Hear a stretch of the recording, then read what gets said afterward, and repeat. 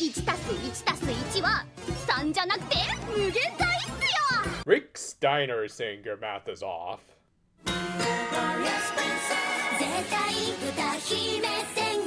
We open this week with the princesses scoping out their new and rather modest castle. Personally, I'll take this over that structural nightmare any day of the week. But yeah, in a smart and very sensible move, Navier had arranged it so that they'd have an HQ in the Alisphere to remove the need to teleport to their world and risk being late to stop an attack by the Bandsnatch. Though, really, especially based off of the last episode, I think he was just being a lonely bunny who really wanted to actually hang out with his friends.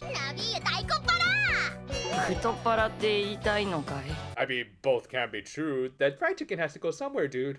Alright, I'm just being mean, because this also led to a good character moment for the little guy, as he did something unfortunately rare for a magical girl mascot, and apologized to the prepubescent girls for essentially dragging them into their war. And of course, they assured him that they had no regrets because protagonist spunk and all that, making for all round just a really wholesome scene and exchange. And as if to kind of parallel this, we cut over to the baddies after the opening. As it turned out, Best had indeed found new ways of defeating the princesses, with his latest discovery being that they could power up the non-pawn pieces. Yeah, while actual pawns in chess inherently have the promotion ability that lets them become any better piece in the game like a queen, Best had seemingly found a way so that their other pieces could do something similar, though as we'll see, they're not becoming a different piece and they're just improving their inherent traits.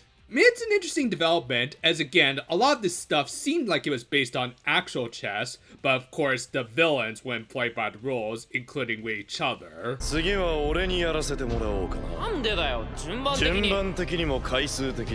you see, this is why y'all need a whiteboard and a calendar to figure this stuff out.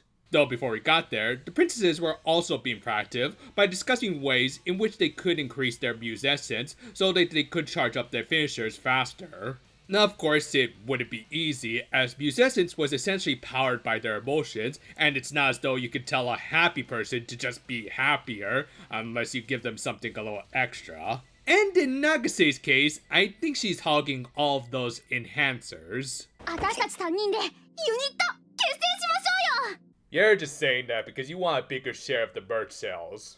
Actually, her solution was very sensible in that by singing together, they could simultaneously charge up the Muse Essence whilst increasing their gain rates by working off each other. Again, I really like how the characters in the show are being proactive, including someone like Nagase, who you wouldn't imagine as being much of a thinker, and really she's not, but she does have good ideas based on her street smarts, so this also acts as a good character moment for her. And again, as if these shows were destined to line up, the magical girls of this show went through a training montage at a private studio that Navier had rented out. And it was really good, as while there's no real dialogue, the visual storytelling here was excellent in getting across the strengths of each princess. Kaguri had her grace and poise, while Nagase had stamina for days. Meanwhile, Minamo had, her determination. Yeah, we'll get to that in just a bit. But still, an excellent sequence that got across a lot with no dialogue, and just an excellent MIDI remix in the opening.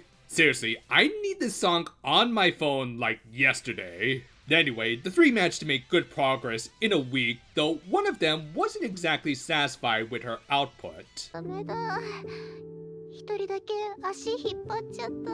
Hey, at least you did better than your mom this week. But yeah, not too surprisingly, the girl who was a constant follower had a low self-esteem, especially when she was unable to keep up with her teammates, who were indeed far more skilled than her. That was just an objective fact. However, she was also allowing herself to develop an inferiority complex, which thankfully her best friend in Nacchi was able to pick up on, and thus decided to invite her to some karaoke again, because apparently this town doesn't have much else to it other than its confining little music boxes. But yeah, Nacchi just came right out and said that she knew that her best friend was in distress and wanted to help her. Of course, Minamo couldn't give all of the details without revealing their secret identities, so she went with the typical talking about a friend of a friend act.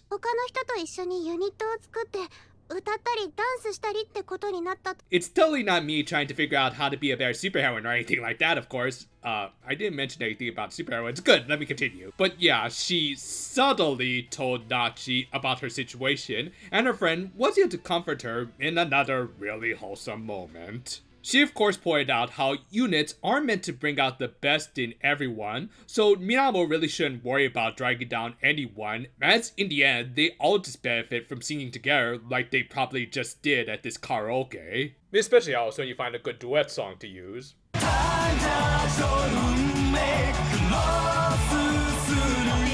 I love that song.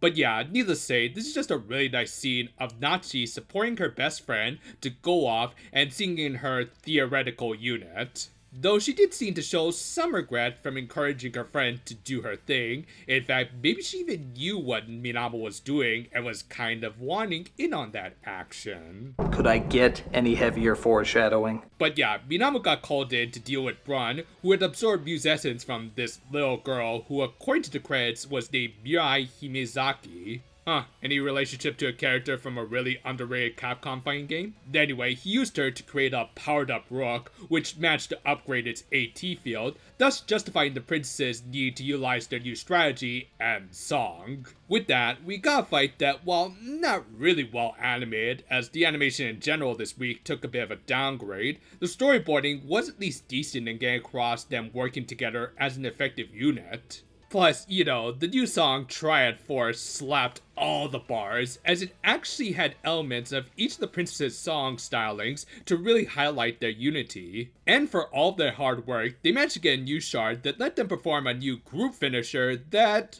was nothing special. Yeah, they really didn't do much other than cross the streams, and not even in the awesome Ghostbusters way. Granted, this charging up animation did look nice, even though it wasn't done by Koji Ito, but rather Keisuke Katayama, who's actually been a bit of a two-timer this season, as he also did this sequence for Idol Precure, and previously did Cure Wing's finisher. Regardless, it did its job, and again, this damn song is just a total banger, to the point that even Dran appreciated, and add to my theory that he's letting the princesses win these fights, just so that they could get stronger. With that, the episode ended with Minamo getting Miai's shard for both being the spotlight character this week, as well as just so happening to be the little girl's personal idol, as she actually had been looking for her before Dran attacked. Yeah, kind of ironically, the cheerleader of this team got her own cheerleader, who appreciated her form of dedication. This damn episode was just so wholesome that I think I'm gonna have an aneurysm. Like, obviously, Minamo continues to just be a great lead, but it's also really interesting to see the back and forth between the heroes and villains of the show.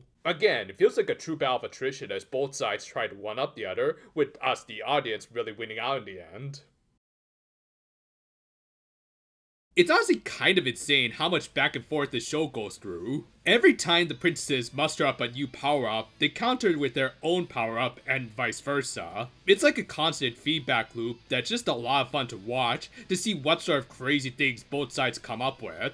Obviously, I did see them powering up the non-pawn minions because that goes against the rules of chess, and while we did see them use a bit of a group finisher last week, seeing the princesses do a proper one by actually singing together was awesome. Sure, the animation to it wasn't anything special, especially compared to the individual finishers, but Triad Force was a hell of a banger, along with the MIDI version of the opening during that train montage. Speaking of which, we did get some really great visual storytelling, especially from Minamo, as she struggled to keep up with her teammates, and yet by the end she was actually starting to catch up to them. Thus, it made her acceptance of her slight shortcomings all the more satisfying, especially when they were motivated by Nacchi, who remains one of the best characters in the show, and hopefully will get a bigger role later. Until then though, this is just a really good episode that continues to develop both sides of the conflict. Don't know what to say other than 1 + 1 + 1 = 3, as well as some of the best tunes ever. Thanks for watching, and if you're good at your math, then well, I don't think I need to explain why watching these videos are beneficial to you. I mean, it's just a mathematical fact that this stuff will improve your life, so just watch our stuff, damn it. Look forward to Kamen Rider Gav tomorrow, and until then though, farewell for now my friends, so and oh, I think he's trying to figure out what the meaning to life is. He's probably gonna be a while.